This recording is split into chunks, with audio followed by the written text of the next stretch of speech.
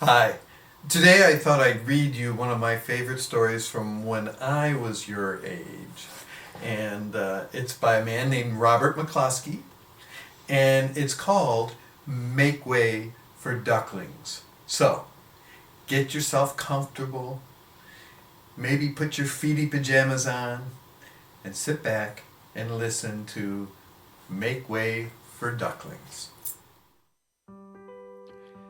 Make Way for Ducklings by Robert McCloskey.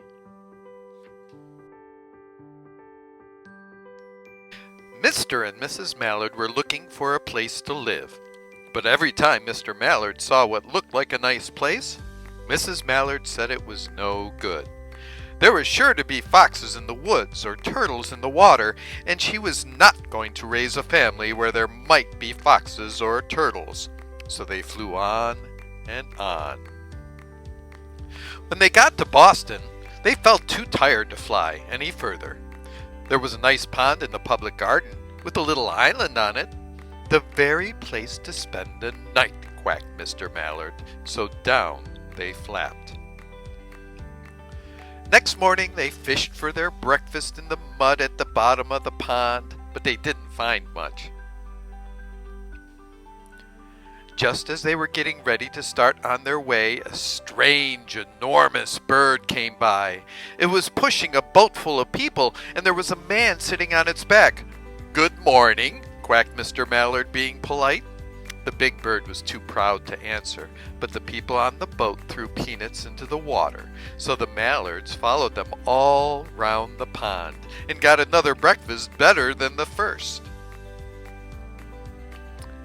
"I like this place," said Mrs. Mallard as they climbed out on the bank and waddled along.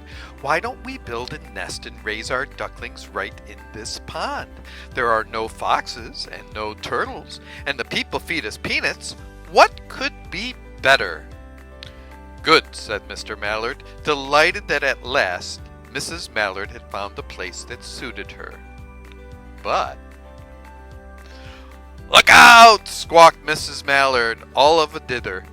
"You'll get run over!" And when she got her breath, she added, "This is no place for babies. With all those horrid things rushing about, we'll have to look somewhere else." So they flew over Beacon Hill and round the State House, but there was no place there. They looked in Louisburg Square, but there was no water to swim in. Then they flew over the Charles River. "This is better," quacked Mr. Mallard. "That island looks like a nice quiet place, and it's only a little way from the public garden." "Yes," said Mrs. Mallard, remembering the peanuts. "That looks like just the right place to hatch ducklings." So they chose a cozy spot among the bushes near the water and settled down to build their nest. And only just in time, for now they were beginning to molt. All their old wing feathers started to drop out, and they would not be able to fly again until the new ones grew in. But of course they could swim, and one day they swam over to the park on the riverbank, and there they met a policeman called Michael. Michael fed them peanuts, and after that the Mallards called on Michael every day. After Mrs. Mallard had laid 8 eggs on the nest, she couldn't go to visit Michael anymore because she had to sit on the eggs to keep them warm. She moved off the nest only to get a drink of water, or to have her lunch, or to count the eggs and make sure they were all there. One day the ducklings hatched out. First came Jack, then Cack, and then Lack, then Mack, and Knack, and Ooack, and Pack, and Quack. Mr. and Mrs. Mallard were bursting with pride. It was a great responsibility taking care of so many ducklings, and it kept them very busy.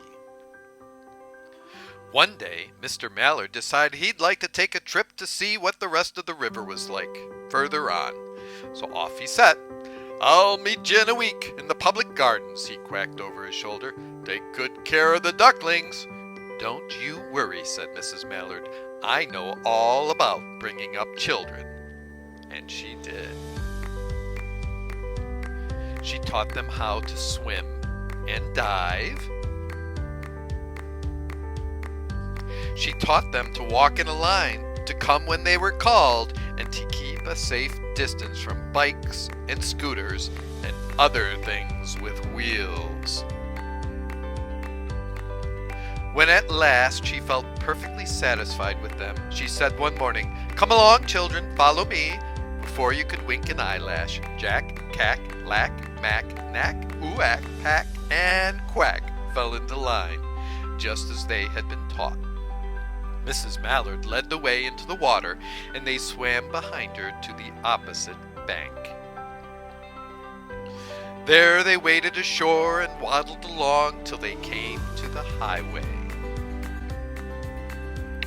Mrs. Mallard stepped out to cross the road. Honk, honk, went the horns on the speeding cars. Quack, went Mrs. Mallard as she tumbled back again. Quack, quack, quack, quack, went Jack, Cack, Lack, Mack, Knack, Ooack, Pack, and Quack, just as loud as their little quackers could quack.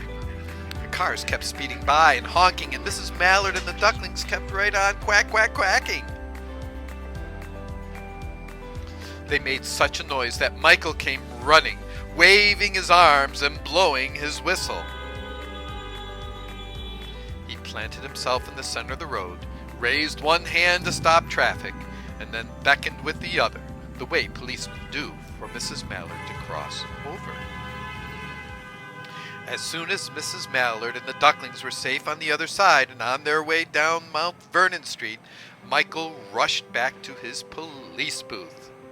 He called Clancy at headquarters and said, "There's a family of ducks walking down the street." Clancy said, "Family of what?"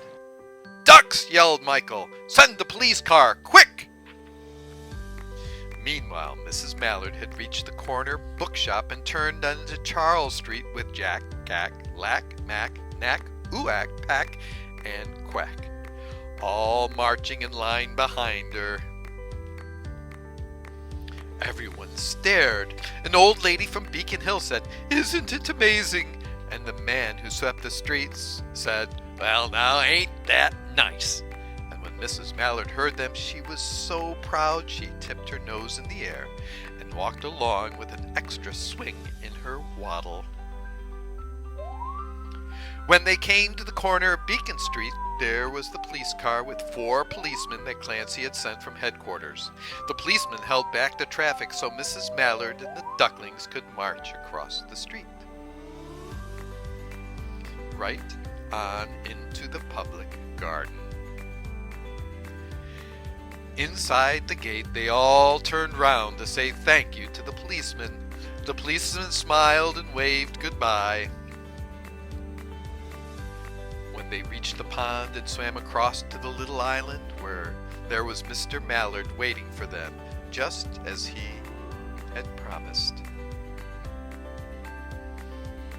The ducklings liked the new island so much that they decided to live there. All day long, they follow the swan boats and eat peanuts. And when night falls, they swim to their little island and go to sleep.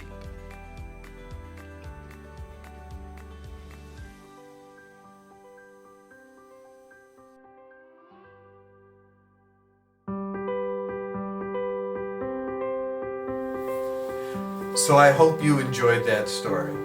Check back next week and see what story I've recorded for you.